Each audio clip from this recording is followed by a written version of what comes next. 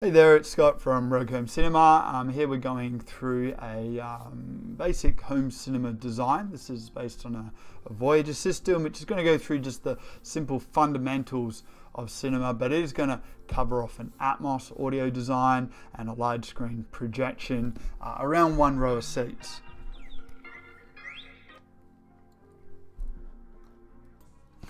So there's a few things already in this room, which are the seats. And the seats are always going to want to go a little bit off the back wall because we want surround sound to actually be created. We can't have sound out of a stone or a wall. So we need the seats to be off the back wall a little bit.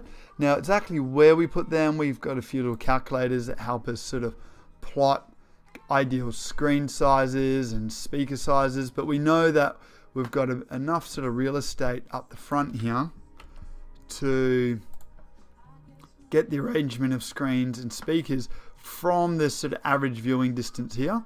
And we are at least, we like to be a couple of feet off that back wall, which we are just on that level there. So if anything, those seats could come forward a little bit more, but we can let the wiggle room happen at calibration. Okay, so we got the seats in position in a good location. Now let's check out the speakers. So we're going to plot those in a pretty quick fashion here. So I'm going to run through this pretty quickly. So now the thing is, we've got a sliding door here coming into the room. So if this speaker was right in this towards this corner, we're going to block the entrance. So we need a bit of space to allow this entry. Ideally, the speaker would be on wall, so and a slimmer profile, so it would minimize the impact to the entry, which is why we like entries about 1 meter off the front wall. It gives us plenty of room to do what we want as a front stage, and it opens into this sort of open area in front of the seats. It's a very practical location, so doors about 1 meter off the screen wall is a good place for those. Back wall is not so good because we're usually limited in how much space we have for seats. You can't get past the seats, so opening in this area is good. But in this case, the door is here, and so with that in mind, I've sort of shunted the whole room across to the left a little bit. So I've shunted it 100 mil to allow a little bit more entry. Now we get symmetrical speakers and our screen, everything will plot in there. The seats may not be able to shunt 100 mil exactly, but the seats are all a little bit offset to center anyway, so no big deal.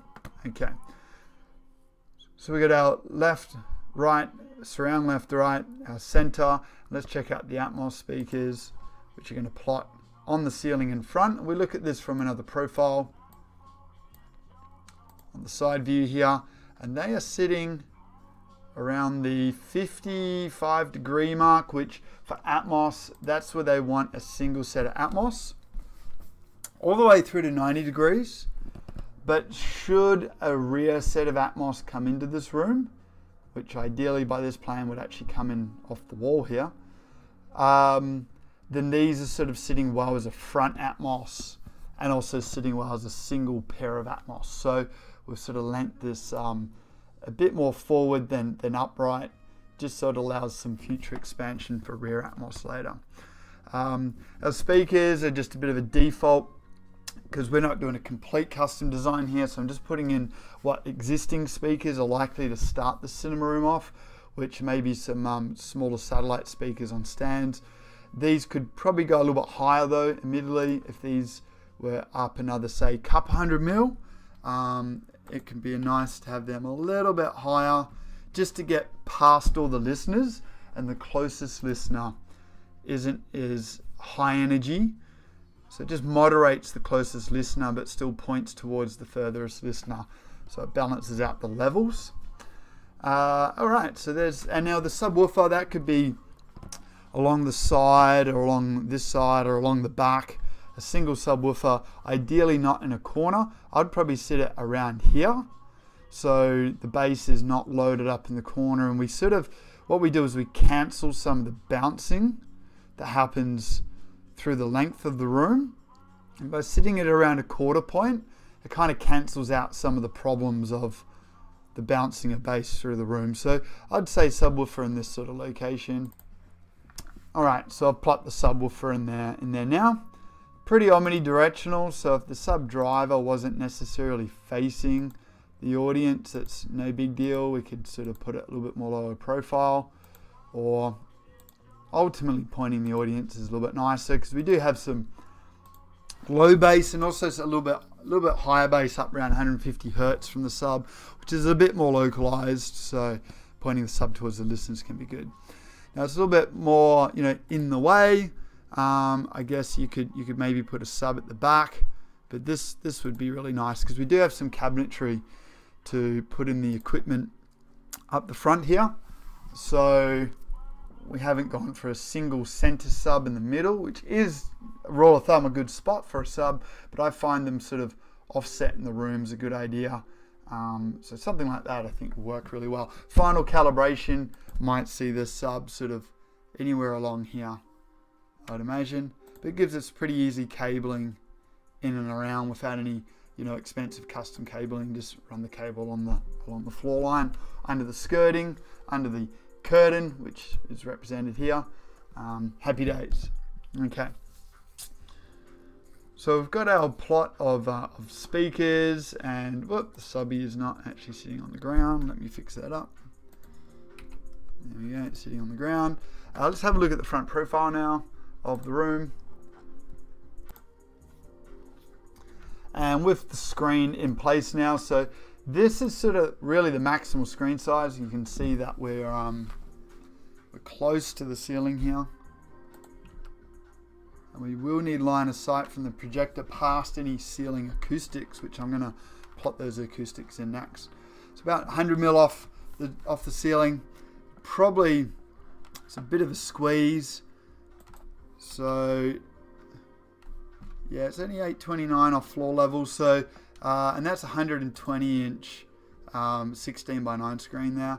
So I'd say anywhere between 110, maybe up to 120, the screen size we have here, depending on the projector as well. The projector needs to be happy with projecting into this image area from its position at the back of the room. Some projectors need a bit more distance between the top of the screen and the lens.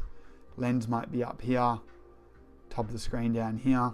If the projector needs to mount under the screen area, which we do have a projector here, so let's say center of lens. So we get an accurate measurement on that. Doesn't want to fly.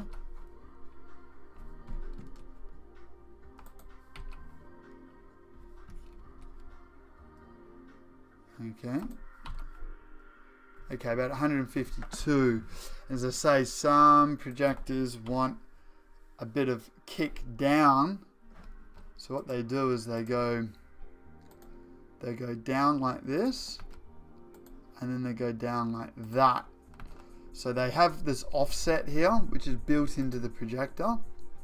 Other units have what we call more lens shift, which allows the projector to beam anywhere from here to here. It's a lot more flexible. So we do need to be a bit aware of that. So choice of projector will matter. About 50 mil allowance for cabling there. Let's check out the throw distance from the screen to the lens, 3.3. Most projectors can easily do, here we go, was it 3300 divided by 1.3, which is sort of the throw ratio. Gives us a screen up to 2540 in width, thereabouts. Let's just check what this screen size is here. 2656, yeah, it's too big. This screen is actually not going to work. So we're closer to 2500 wide image is what we're aiming for. Alright, so with a little bit more math done there, we're going for 110 inch screen size, which is easily inside the throw ratio of majority of projectors out there, pretty much all projectors out there, so we're safe with projector choice. We've also now got, what do we got here? about a 200 mil sort of offset.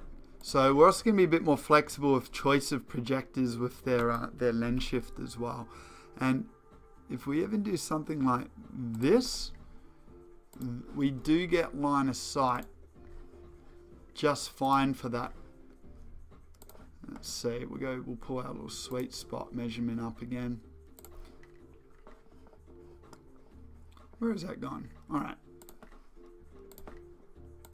So we say go 1,000 for viewing height once reclined.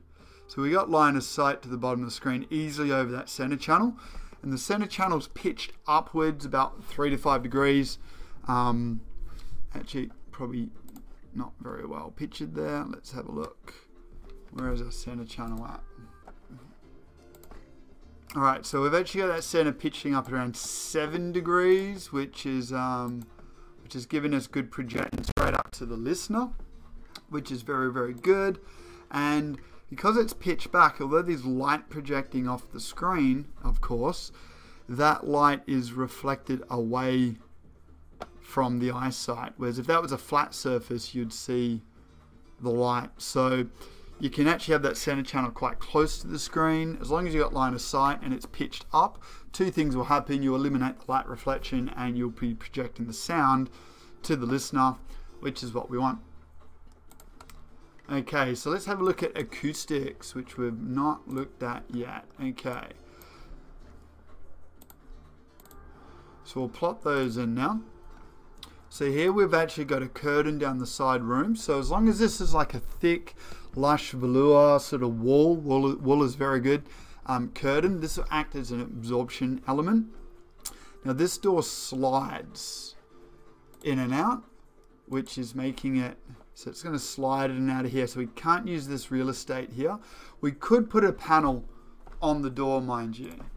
So we could actually, say, use this panel, just being allocated to the job in here, which adds some acoustic control, which means really I would extend this curtain even a little bit further down here to help again with a bit of sound, but also it'll look cool as well. It'll kind of look a bit more matching. Sliding door, not much we can do about having a panel on here. So we'll have a bit of a space and we'll have more panels here. So we've got, as best we can, a similar acoustic environment. The other thing that could be done, mind you, now that I think about it, is we could actually attach this acoustic panel to the door rail system. Actually run some brackets from here to here. And now we've actually got acoustics following the door as it opens. So this and this will move together along with the door. So it's this space which is more open. This is actually preferable because we've got less sound reflections in this area and more in this front area here. So we'll have projector hitting the side wall and then bouncing back to the listener. So you can see this area is actually a prime reflection point, more so than this one. So I would actually, attach an acoustic panel to the door rail system and have these two acoustic panels and the door move together. And then this is out the way of, should be out the way of this one here. A bit more calculations might be required. So you could even drop this panel from the project as least required, but it would be nice because it would match the acoustic quality of the left wall here, being an absorber. Okay, so that's looking good. We've also got a back wall absorber here. If we have a look at the back wall, that's obviously just a bit above the seats. It should actually be slightly in amongst those gaps as well. So sound from the front stage in the center, fly past the listener, hit the back wall, and we want that sound reflection to stop before it bounces forward again and does all sorts of crazy stuff. So the rear absorber, really, really good. Now the ceiling, got a ceiling panel here, same sort of thing. We've got reflections go up and go up and back towards the listeners. So we've only just sort of got that sound covered with this panel because we've got an aircon just in front of it, which unless that is moved, then we're sort of stuck with where it is. What I would prefer is for this panel to probably be more like here. So see, it's, where is it? About there, which covers that AC, which means ideally we actually want, let's move it across a bit, we want this AC to be either up the front or above the seats. Above the seats you might have a few, you know, peaky spots as far as temperature goes. Now actually another issue here has come up, sorry. We've got cold air blowing through the projection beam area, which is also not good. So we have the projector lens beaming out to the screen. Particularly when it's closer to the projector, we've got most of the image passing through, concentrated part of the image passing through this cold air, and as the image goes through hot air and warm air, a bit like the you know, a mirage, we get a blurry effect. So actually what we really want is for this AC, if I can link onto it, there it is. I want this AC to be probably more like out here, because then we're outside of the projection beam.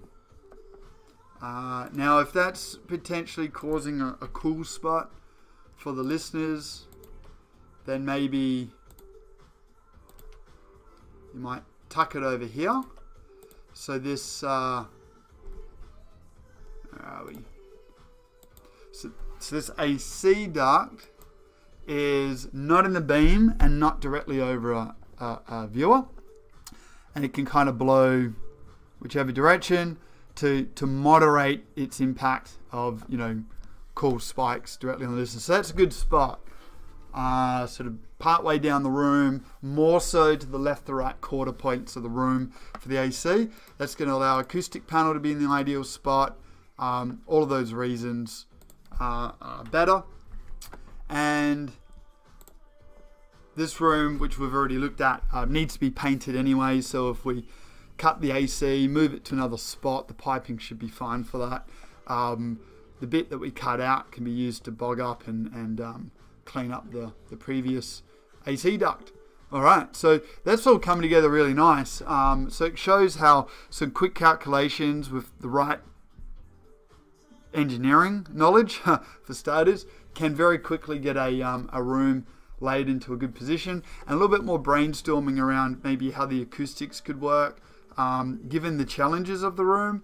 I think that's come up really well also.